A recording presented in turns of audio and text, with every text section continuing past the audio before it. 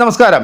നമ്മുടെ ഈ രാഹുൽ ഈശ്വറിന് നിങ്ങൾക്ക് എല്ലാവർക്കും അറിയാലോ അല്ലേ? ഈ അയ്യപ്പ സേവാ സംഘത്തിന്റെ ആളായിട്ടാണ് ഈ രാഹുൽ ഈശ്വർ സോഷ്യൽ മീഡിയയിലും ദൃശ്യമാധ്യമങ്ങളിലൊക്കെ ഇങ്ങനെ തിളങ്ങി നിന്നത്. മിക്ക കാര്യങ്ങളിലും അദ്ദേഹത്തിൻ്റെതായിട്ടുള്ള ഒരു നിലപാട് അല്ലെങ്കിൽ പുള്ളിയുടേതായിട്ടുള്ള ഒരു സ്റ്റാൻഡ് എടുക്കുന്ന ഒരു വ്യക്തി തന്നെയാണ് ഈ രാഹുൽ ഈശ്വർ.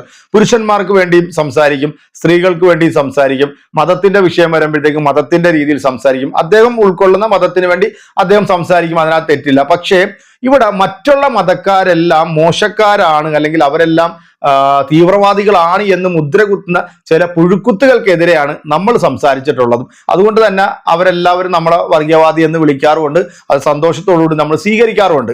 കഴിഞ്ഞ ദിവസം ഈ രാഹുൽ ഈശ്വറിന്റെ ഒരു വീഡിയോ ഇദ്ദേഹത്തിന്റെ യൂട്യൂബ് ചാനലിനകത്ത് ഞാൻ കണ്ടു.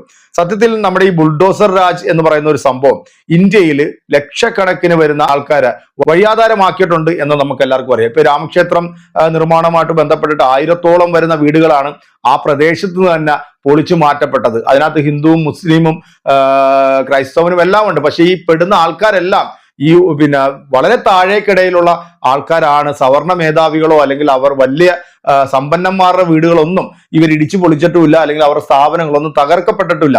ഏറ്റവും കൂടുതൽ ഈ ബുൾഡോസർ രാജിന് ഇരയായിട്ടുള്ളത് UP എന്ന് പറയുന്ന സ്ഥലത്ത്, അതായത് നമ്മുടെ യോഗി ആദിത്യനാഥ് ഭരിക്കുന്ന സംസ്ഥാനത്താണ് ഏറ്റവും കൂടുതൽ ബുൾഡോസർ രാജ് നടത്തിക്കൊണ്ട് അവിടുത്തെ സാധാരണക്കാരായിട്ടുള്ള ആൾക്കാരുടെ വീടുകൾ പൊളിക്കുന്നു, അല്ലെങ്കിൽ അവർ ബീഫ് കൈ വെച്ചു എന്ന് പറഞ്ഞുകൊണ്ട് അവരുടെ വീടുകൾ തല്ലിപ്പൊളിക്കുന്നു, അല്ലെങ്കിൽ ഇവർ അനധികൃതമായിട്ട് സർക്കാരിന്റെ ഭൂമിയിൽ കുടിയേറി പാർത്തതാണ് എന്ന് പറഞ്ഞുകൊണ്ട് വീടുകൾ ഇടിച്ചു നിരത്തുന്നു. എന്തായാലും അതിനെല്ലാം സുപ്രീം കോടതി തടയിട്ടുകൊണ്ട് വ്യക്തമായിട്ടുള്ള ഒരു നിലപാട് സ്വീകരിച്ചുകൊണ്ട് ഒരു താക്കീത് ഈ യോഗി ആദിത്യനാഥിന് കൊടുത്തു. ഇപ്പൊ ഇതിനെ ബേസ് ചെയ്തിട്ടാണ് ഈ നമ്മുടെ രാഹുൽ ഈശ്വർ ഒരു വിശദമായിട്ടുള്ള ഒരു വീഡിയോ, അല്ലെങ്കിൽ ഇതുവരെ ഇന്ത്യയിൽ പൊളിക്കപ്പെട്ടിട്ടുള്ള വീടുകളുടെയും അല്ലെങ്കിൽ അതിന്റെ കണക്കുകൾ വളരെ കൃത്യമായ രീതിയിൽ രാഹുൽ ഈശ്വർ പറഞ്ഞു തരുന്നുണ്ട്. അതൊപ്പം തന്നെ ഈ വീഡിയോ RSSന്റെയും BJPയുടെയും സഹോദരന്മാർ കാണണം എന്നുകൂടി ഇദ്ദേഹം ഈ ഒരു വീഡിയോയിൽ പറയുന്നുണ്ട്. അപ്പൊ അതെന്താണ് എന്നുകൂടെ എന്റെ പ്രിയപ്പെട്ട പ്രേക്ഷകരെ നിങ്ങൾ ഇത് കാണുക. അപ്പൊ രാഹുൽ ഈശ്വർ പറഞ്ഞതുപോലെ തന്നെ ഈ വീഡിയോ മറ്റുള്ള ആൾക്കാർ ഒന്ന് കാണുക.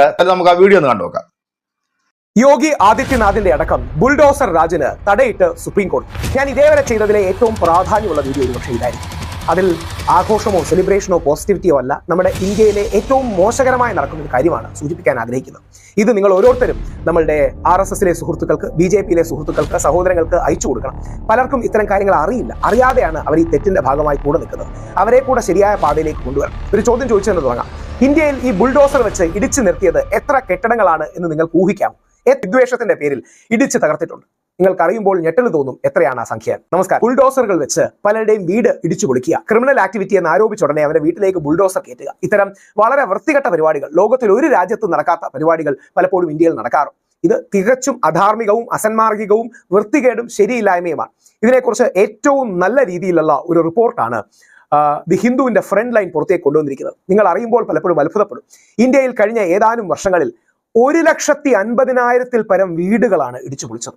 7,38,000 ആൾക്കാർ അവർക്ക് വീടില്ലാതെ കഴിഞ്ഞ 2 വർഷത്തിൽ ഇല്ലാതായിരിക്കും. എനിക്കറിയാം, കേൾക്കുമ്പോൾ ഞെട്ടൽ തോന്നും. പലപ്പോഴും ഏത് പാർട്ടിക്കാരനാണെങ്കിലും ഇത്രയൊക്കെ സംഭവിക്കുന്നതെന്ന് തോന്നും. BJPയിലെയും RSSലെയും സുഹൃത്തുക്കൾ മനസ്സിലാക്കണം, ഈ കന്നന്തിരിവിനാണ്, ഈ മോശം പ്രവർത്തിക്കാണ് പലപ്പോഴും അറിഞ്ഞോ അറിയാതെയോ നമ്മളിൽ പലരും കൂട്ടുനിൽക്കുന്നത്.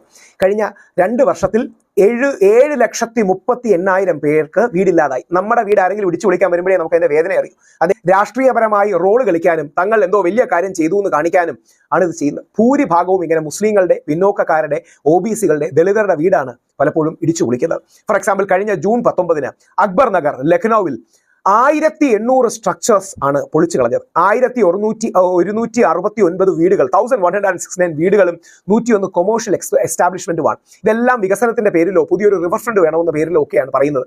കൂടുതലും മുസ്ലിങ്ങളുടെ പൊളിച്ചു കളയുമ്പോൾ പേരിന് ഏതെങ്കിലും 1-2 ഹിന്ദു പേരുകാരുടെയും കൂടെ കളയും. എന്നിട്ട് ഇതെല്ലാം സെക്കുലർ ആണെന്ന് പറയും. ഇതിനൊന്നും ഒരു നന്മയില്ല. ദൈവവും കാലവും കണക്ക് തരാതെ ഇതിന് തിരിച്ചു പോവുകയുമില്ല. ഏകദേശം ഒരു ദളിത് ബസ്തി, അത് May 6 Brihanmumbai municipal corporation Jai Bhim നഗറിൽ 600 മേക്ക്ഷിഫ്റ്റ് സെറ്റിൽമെന്റ്സ് ആണ് പൊളിച്ചു കളഞ്ഞത്. 3,500 പീപ്പിൾ ഹോംലെസ്സുമായി. കയ്യിൽ ബീഫ് സൂക്ഷിച്ചു എന്ന ബീഫ് സൂക്ഷിച്ചു എന്ന് കാരണം ഒരുപാട് വീടുകൾ ഇങ്ങനെ പൊളിച്ചു കളഞ്ഞ സംഭവം നമുക്കറിയാം. നമ്മുടെ രാജ്യത്തിന്റെ അവസ്ഥ എത്ര പരിതാപകരമാണ്. Housing and land rights network HLRN 2024 അവരാണ് ഇതിന്റെ കണക്കെടുക്കുന്നത്. അവർ കണക്കെടുക്കുമ്പോൾ 1,53,820 വീടുകൾ 2022-2023 പൊളിച്ചു കളഞ്ഞു. ആലോചിച്ച് നോക്കണം, ഒരു വീട് ഉണ്ടാക്കുക എന്ന് പറഞ്ഞാൽ എന്ത് ബുദ്ധിമുട്ടാണ്. ഞാനൊരു പുതിയ വീടുണ്ടാക്കിയിട്ടുണ്ട്, ആ വീട്ടിലായിരിക്കുന്നത്. ആരെങ്കിലും എൻ്റെ വീടിന് നേരെ വന്നാൽ ഞാൻ എന്ത് റെസ്പോണ്ട് ചെയ്യുമെന്ന് എനിക്കറിയില്ല. ആ രീതി ദേഷ്യം വരും. 1,53,000 പാവങ്ങളുടെ വീടുകളാണ് ഇടിച്ചു കളഞ്ഞത്. 7,38,438 വ്യക്തികൾ റൂറൽ അർബൻ ഏരിയാസിൽ ഇതേപോലെ ബേഘർ അല്ലെങ്കിൽ വീടില്ലാതായി. 1.68 മില്യൺ, അതായത് 16,80,000 ആൾക്കാരെയാണ് ഇത് അഫക്ട് ചെയ്തത്.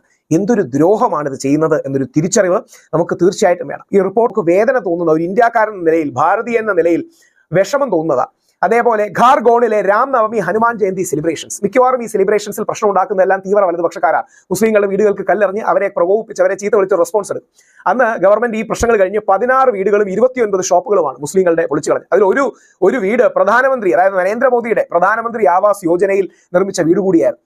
ഇവിടെയാണ് ഈ ദ്രോഹം ചെയ്യുന്നതിന് കാലവും ദൈവവും കണക്ക് തരാതെ തിരിച്ചു പോകില്ല എന്ന കാര്യത്തിൽ ഒരു സംശയവും നിങ്ങൾക്ക് വേണം. നിങ്ങൾ ആലോചിച്ച് നോക്കുക, ഒരു വീട്ടിലെ ഒരാൾ കുറ്റക്കാരനാണെന്ന് തന്നെ ഇരിക്കട്ടെ, അയാളുടെ വീട്ടിൽ അച്ഛനും അമ്മയും സഹോദരിയും സുഹൃത്തും മക്കളും ഒക്കെ ഇല്ലേ, സ്കൂളിൽ പോണ പിള്ളേരൊക്കെ ഇല്ലേ, ആ വീട് പൊളിച്ചളഞ്ഞ് അവരെവിടെ താമസിക്കും?